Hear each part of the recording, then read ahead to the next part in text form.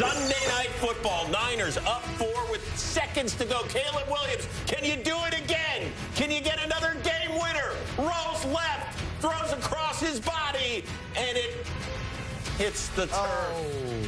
The Niners will play host to the Seattle Seahawks next Saturday. The NFC West on the line. The #1 seed will be on the line after the Bears fall to the Niners, 42-38. Your updated playoff picture as we speak. Seattle, after winning on the road at Carolina on Sunday, currently the 1 seed. The only other team that can get the 1 seed is currently the top wild card, the San Francisco 49ers. So here's how it goes. Next Saturday night, it's the back end of the doubleheader. It'll be Seattle at San Francisco. Whoever wins takes the NFC West crown and the 1 seed en route to Super Bowl 60. And with that, we welcome you to Game Day Final. It is presented to you by Mercedes-Benz. That's the former Russian champion MJD. I am Chris Rose. Woo! The Super Bowl is going to be played in that stadium 6 weeks from Sunday, and all we can do is hope that we get a finish like the one we just saw. You like that? I mean, who doesn't? The Bears have become the cardiac Bears, if you will, right? Okay. 6 times this year. They have taken over the lead with less than 2 minutes to go, and Caleb Williams had him in perfect position with a potential game-winning drive there. It was close. It was. I thought this game was everything that we wanted to be because it was 2 playoff teams that were going after it. I thought the Niners did a wonderful job of really just taking advantage of everything they want to do. Brock Purdy was magical with the ball in the red zone. Christian McCaffrey did his thing. Jawan Jennings with the big play at the end of the game. Everyone showed up when they needed to. But my concern is the defense. We can't give up 38. I don't know how that works in the playoffs, Chris. I don't know how that works. For the Bears on the other side, concern is the defense. Yeah. We can't give up 42, right? You got to be able to stop someone. What's the old adage? Offense wins game, defense wins what? Championship. Well, then, I mean, we can't be in a 42-38 game in the playoffs. So that's just me with my analytical side. As a fan, I loved it. Yeah. I thought this was awesome. Did you think Caleb was going to get it done here? I did. I mean, he hadn't been stopped. He did a great job in the second half of moving the ball. He's utilizing his feet. I thought the last play, it was a little bit too much scramble. When he's like this, when he throws the ball on point, I love that play there. Yeah. Thought they had an opportunity to get it in there. But you get on the ball, you spike it. See, me, I would have tried to run a fade ball or something right here that would have took, you know, maybe 2 seconds off the clock. It doesn't matter. You get an opportunity at the top maybe to throw a fade or something. But, again, great design. Get the ball out quick. Again, if you saw that, you might have had a play to Swift one-on-one there. But when you start to scramble, it's not enough room for your receivers to get open. Right. And that's kind of when we were watching. I was like, it's over.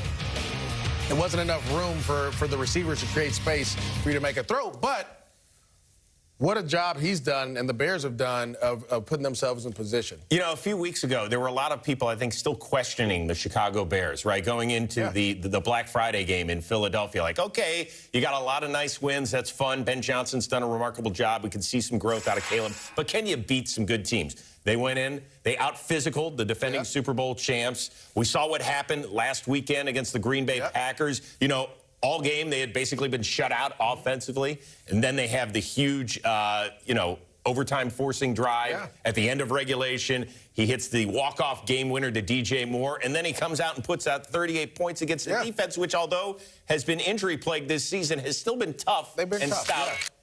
And certainly they're not giving up 38 points a game to a lot of teams. No, again, like I said, the NFC is playing as best as has been. And I'll say this. You're talking about day in and day out. I don't know who's going to win the South, but everyone else in that situation, you're going to have a tough task, all right? If the Packers get healthy with Jordan Love, obviously you talked about the Rams who play tomorrow on Monday night. We just saw 2 of them play here. The Philadelphia Eagles, which I think they're opposite of everyone else where their offense isn't playing as well, but their defense is lights out, right? And then we have Seattle that does the same thing. And so they're a more well-rounded team. This is going to be a tough task, and you're going to need to play great on both sides of the ball or in all 3 phases if you want to win a game in this NFC playoffs. You know who's playing great? Brock Purdy. Oh, my gosh. Counted for 5 touchdowns, threw for over 300 yards. Let's remember, they put up 48 on Monday night on the road at Indianapolis. This is their third straight game where they put up at least 35 points. Back-to-back 40-point games. That hasn't been done by the Niners in 30 years, since 1995. Who was the coach? George Seifert. Was it? Oh, Steve Harris. No, that was the year. I think that was the last year of Seifert. You're putting me on the spot. Oh, my bad. You do that to me all the time. 96. I just try to catch you. You're the historian. I hear you. But it was funny because when this offense looked really efficient under Mac Jones, there were some people saying what? Yeah. Well, you know, anybody can run this offense. I don't think I didn't say anyone. I thought Mac Jones was doing an awesome job of running this offense. I thought he knew exactly where he was going. There were people having that discussion. And some people said that maybe Mac Jones should be the guy, not Brock Purdy. Right. And I agree. And at that time, you agreed, because when Brock came out, it didn't look like this. But as he's gotten into rhythm, that play right there, the QB run, the read plays, all those things, the scrambles, he's showing up to become a playmaker.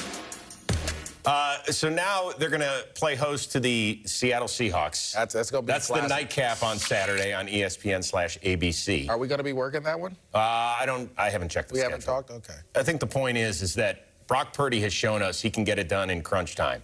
Sam Darnold has had his chances. Last year as a Minnesota Viking, didn't work out in the regular season finale. He just did it on Thursday night against my Rams. You don't remember that? No, I do. Okay. But now this is a chance to put your stamp, to earn the lone bye in the NFC, to make sure the road to Super Bowl 60 goes through Seattle. This is a different animal for Sam Darnold and crew.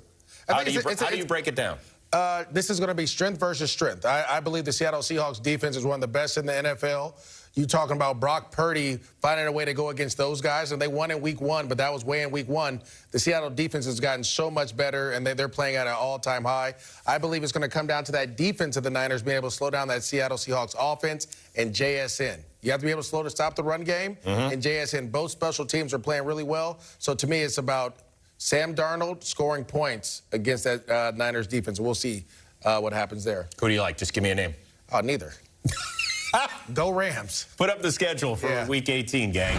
Yeah. You are so predictable. So Saturday, we're going to find out who the NFC South champion is. Maybe. We'll break that down momentarily. It's the Panthers at the Buccaneers. Then the nightcap, we talked about Seattle and San Francisco.